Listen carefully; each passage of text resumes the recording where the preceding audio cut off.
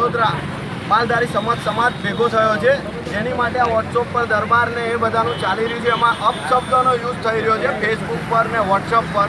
તો એની માટે જણાવવા આવી રહ્યા છે કે જે કાયદો બધા માટે સરખો છે. તમે જો ફેસબુક પર ગાળ લખો છો, અપશબ્દ લખો છો અને અપશબ્દ મોકલો છો વિડીયોમાં, તો એમને સખ્તથી સખ્ત અરેસ્ટ કરો, કડકથી કડક કાર્યવાહી કરો.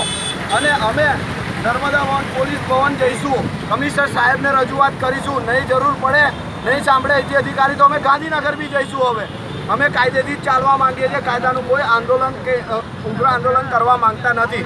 પણ જો મારી રજૂઆત નહીં સાંભળે તો અમે જરૂરથી માલધારી સમાજ ઉગ્ર આંદોલન કરીશું. અમે એની માટે ભેગા થયા છે કે જેથી આ શાંત થઈ જાય, વાતાવરણ કંઈ થાય નહીં. પણ જે રીતના એકાદ બીજા વિડીયો વાયરલ થવામાં હજુ સુધી કોઈ અરેસ્ટ કરવામાં આવ્યું નથી, તો શું સરકાર એમની તરફ છે? સરકાર એમનો પક્ષ ખેંચે છે?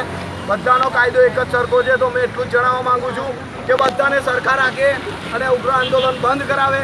નહીં તો જો આવી રીતે ભરવાડ વિશે ને ભરવાડને અરેસ્ટ કરવામાં મારે ઘડી આવશે તો અમે શ્યોરથી ભેગા થઈશું અને બરોડામાં બી ઉગ્ર આંદોલન કરીશું. મારું નામ ગનાભાઈ ભરવાડ, રહું છું વાઘોડિયા રોડ, વડોદરા.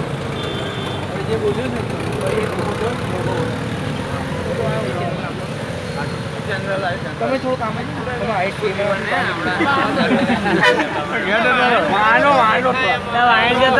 પબ્લિક દેખાય.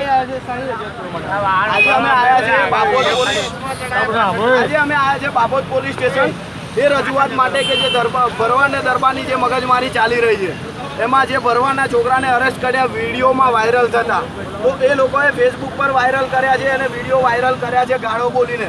તો કાયદો બધા માટે એક સરખો છે. મેં એટલું જ જણાવું છું. તો એ લોકોની ધરપકડ કેમ નથી થતી અને એ અમારાની કેમ ધરપકડ થઈ રહી છે મને એ નથી ખબર.